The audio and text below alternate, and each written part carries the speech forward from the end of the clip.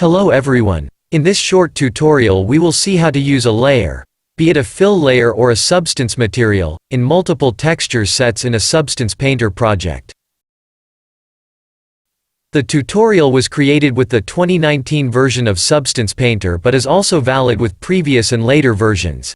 It is a basic tutorial, but which takes note of the concepts explained in the video tutorials previously published in this playlist, i.e., Substance Painter.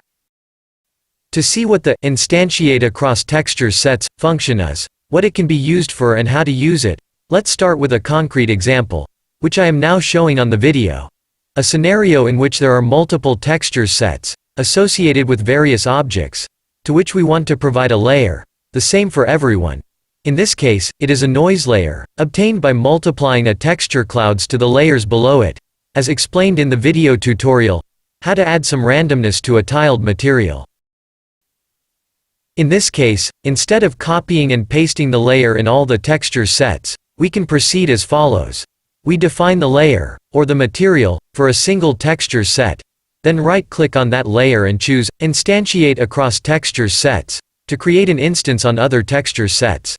Pay attention to the term, instantiate, not copy.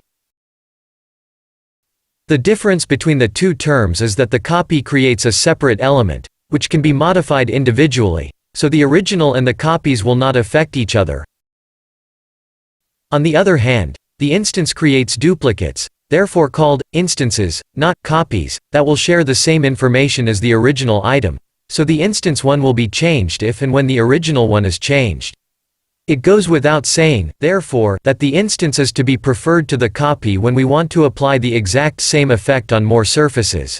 In the case that I am showing you on video, the UV islands of the various maps have comparable dimensions and, above all, the layer I want to instantiate is a generic noise layer. It does not have logos, ornamental motifs and other effects where the dimensions or proportions, on the various texture sets, are important, so the instance suits me. Here I am showing the use with a simple fill layer, but Instantiate across texture sets also works with materials, smart materials and folders. So what was said here also applies in those cases. Okay, back to our practical example. After selecting Instantiate across texture sets, we will have to specify in which texture sets of the project we want to create instances of the original, and, by the way, by default the original texture set will appear as deselected, but we can select it to insert an instance there too, in addition to the original layer. In my case, I'm going to select all texture sets, except the original one, because I don't want to duplicate the effect there. A new icon will appear next to the original layer, containing two overlapping white squares.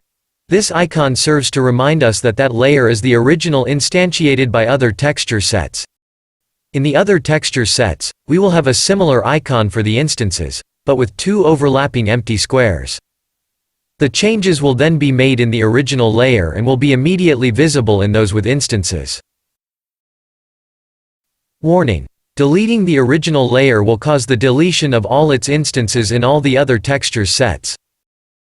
On the contrary, the removal of an instance will not lead to the elimination of other instances, let alone the removal of the original. There is a real hierarchy, therefore.